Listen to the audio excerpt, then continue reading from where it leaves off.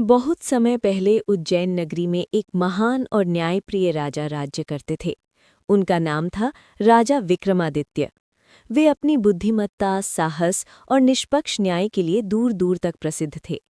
उनकी सभा में बड़े बड़े विद्वान, ज्योतिषी और मंत्री बैठते थे और हर समस्या का समाधान बड़ी सूझबूझ से निकाला जाता था। प्रजा उनसे बहुत प्रेम करती थी क्योंकि वे हर किसी के साथ समान व्यवहार करते थे। एक दिन उनकी राजसभा में एक अनोखी चर्चा शुरू हो गई। विषय था, नवग्रहों में सबसे शक्तिशाली कौन है। सभा में उपस्थित विद्वानों ने अपने अपने तर्क देने शुरू किए। कोई सूर्यदेव को सबसे महान बता रहा था क्योंकि उनके बिना जीवन संभव नहीं है, तो कोई चंद्रदेव की महिमा गा रहा था क्योंकि वे मन और शांति के स्वामी हैं। इसी तरह सभी ग्रहों के गुण गिनाए जा रहे थे। तभी एक वृद्ध ज्योतिषी खड़ा हुआ और बोला कि सबसे प्रभावशाली तो शनिदेव हैं। उसकी बात सुनकर सभा में सन्नाटा छा गया। उसने आगे कहा कि शनि की दृष्टि से राजा भी भिखारी बन सकता है और भिखारी भी राजा। उनकी चाल धीमी जरूर है, लेकिन प्रभाव बहुत गहरा होता है। राजा विक्रमादित्य ये सुनकर विचार में पड़ गए। उन्होंने तय किया कि इस विवाद को एक अनोखे तरीके से सुलझाया जाए। उन्होंने आदेश दिया कि सभी ग्रहों के लिए अलग अलग धातुओं के सिंहासन बनाए जाएं। सूर्य के लिए सोने का सिंहासन, चंद्र के लिए चांदी का, मंगल, बुध, बृहस्पति और अन्य ग्रहों के लिए उनके अनुसार धातुएं चुनी गईं और अंत में शनिदेव के लिए लोहे का सिंहासन बनाया गया। जब सभी ग्रहों को सभा में आमंत्रित किया गया तो उन्हें उनके सिंहासन पर बैठाया गया, लेकिन शनिदेव को सबसे पीछे और लोहे के सिंहासन पर स्थान दिया गया। ये देखकर शनिदेव के मुख पर गंभीरता छा गई। उनकी आंखों में एक अलग ही चमक थी जो उनके क्रोध को दर्शा रही थी। उन्होंने धीमी लेकिन गूंजती हुई आवाज में कहा कि हे राजा, तुमने मुझे सबसे कमतर समझा है। तुमने मेरे प्रभाव को नहीं पहचाना। अब समय आने पर तुम्हें इसका परिणाम भुगतना पड़ेगा। राजा विक्रमादित्य ने शांत स्वर में उत्तर दिया कि उन्होंने जो किया वो उन्हें न्याय संगत लगा। वे किसी का अपमान नहीं करना चाहते थे, लेकिन उन्होंने वही स्थान दिया जो उन्हें उचित लगा। शनिदेव ने कुछ नहीं कहा, बस हल्की सी मुस्कान के साथ वहां से अदृश्य हो गए। लेकिन उसी क्षण से राजा के जीवन में बदलाव की शुरुआत हो चुकी थी। धीरे धीरे समय बीतता गया और एक दिन राजा पर शनि की 7.5 का प्रभाव शुरू हो गया। पहले तो सब कुछ सामान्य ही लगा, लेकिन कुछ ही दिनों में परिस्थितियां बदलने लगीं। राज्य में अशांति फैलने लगी, खजाना धीरे धीरे खाली होने लगा और पड़ोसी राज्यों से खतरे बढ़ने लगे। राजा ने कई उपाय किए, लेकिन कोई भी सफल नहीं हुआ। उनके सबसे विश्वासपात्र मंत्री भी उनका साथ छोड़ने लगे। एक दिन ऐसा आया जब राजा को अपना राज्य छोड़कर जाना पड़ा। वे अकेले, बिना किसी पहचान के, साधारण वस्त्रों में जंगलों और रास्तों पर भटकने लगे। जो कभी राज सिंहासन पर बैठता था, अब वो एक आम आदमी बन चुका था। भूख और प्यास से परेशान होकर वे एक दूसरे नगर में पहुंचे। वहां उन्होंने एक व्यापारी के यहाँ काम मांगा। व्यापारी ने उन्हें दया दिखाते हुए अपने यहाँ काम पर रख लिया। राजा ने पूरी ईमानदारी और मेहनत से काम करना शुरू किया। वे चुपचाप अपना कार्य करते और किसी से ज्यादा बात नहीं करते। लेकिन शनि का प्रभाव अभी समाप्त नहीं हुआ था। एक दिन व्यापारी की एक कीमती अंगूठी गायब हो गई। घर में हड़कंप मच गया। सभी की नजरें उसी नए नौकर पर टिक गई, जो वास्तव में राजा विक्रमादित्य थे। उन्होंने बहुत समझाया कि वे निर्दोष हैं, लेकिन किसी ने उनकी बात नहीं मानी। उन्हें पकड़कर नगर के न्यायालय में ले जाया गया। वहां बिना पूरी जांच के उन्हें दोषी मान लिया गया।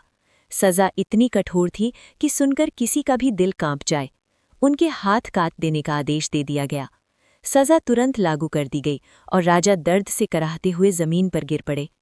अब वे न केवल अपना राज्य खो चुके थे, बल्कि अपने हाथ भी खो चुके थे। वे सड़कों पर भटकने लगे। कोई उन्हें पहचानता नहीं था और कोई उनकी मदद करने को तैयार नहीं था। उनकी हालत देखकर भी लोग उन्हें दया की नज़र से नहीं देखते थे। एक रात तेज बारिश हो रही थी, ठंडी हवा चल रही थी और बिजली चमक रही थी।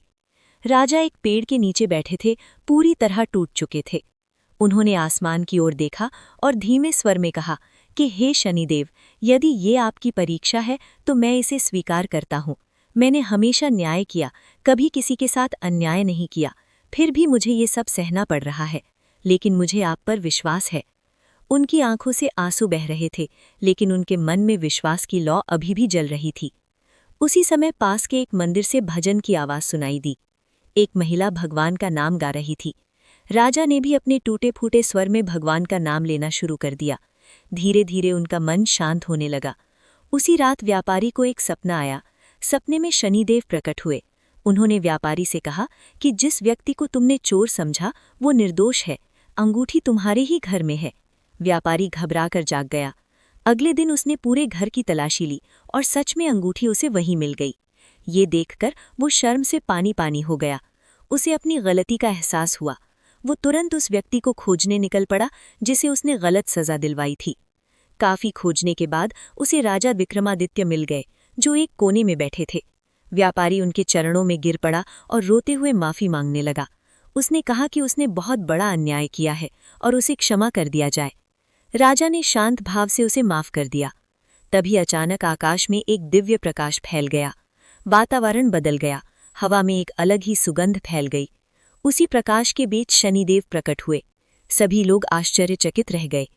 उन्होंने राजा की ओर देखा और कहा कि हे विक्रमादित्य, ये सब तुम्हारी परीक्षा थी। तुमने हर कठिन परिस्थिति में धैर्य रखा, अपने धर्म का पालन किया और कभी अपना विश्वास नहीं खोया। तुमने अपने साथ हुए अन्याय के बावजूद किसी के प्रति क्रोध नहीं रखा। उन्होंने आगे कहा कि अब तुम्हारी 7.5 समाप्त होती है। उसी क्षण एक चमत्कार हुआ। राजा के कटे हुए हाथ वापस आ गए। उनका शरीर पूरी तरह स्वस्थ हो गया। उनके चेहरे पर फिर से वही तेज आ गया जो एक सच्चे राजा में होता है। कुछ ही समय बाद उन्हें अपना राज्य भी वापस मिल गया। उनकी प्रतिष्ठा पहले से कहीं अधिक बढ़ गई। अब लोग न केवल उनके न्याय के लिए बल्कि उनके धैर्य और सहनशीलता के लिए भी उनका सम्मान करने लगे। शनिदेव ने अंत में कहा कि वे किसी को बिना कारण कष्ट नहीं देते। वे केवल कर्मों का फल देते हैं और लोगों की परीक्षा लेते हैं। जो व्यक्ति सच्चा, ईमानदार और धैर्यवान होता है वो अंत में हमेशा विजय प्राप्त करता है। इस घटना के बाद राजा विक्रमादित्य का जीवन पूरी तरह बदल गया। वे और भी अधिक विनम्र और समझदार बन गए। उन्होंने हमेशा ये याद रखा कि समय चाहे कैसा भी हो, धैर्य और विश्वास कभी नहीं खोना चाहिए। इस कहानी से ये सीख मिलती है कि जीवन में आने वाली कठिनाइयाँ केवल हमारी परीक्षा होती हैं। यदि हम सच्चाई और धैर्य के साथ उनका सामना करते हैं तो अंत में सफलता और सुख अवश्य मिलता है। शनिदेव हमेशा न्याय करते हैं और उनके न्याय में कभी कोई गलती नहीं होती।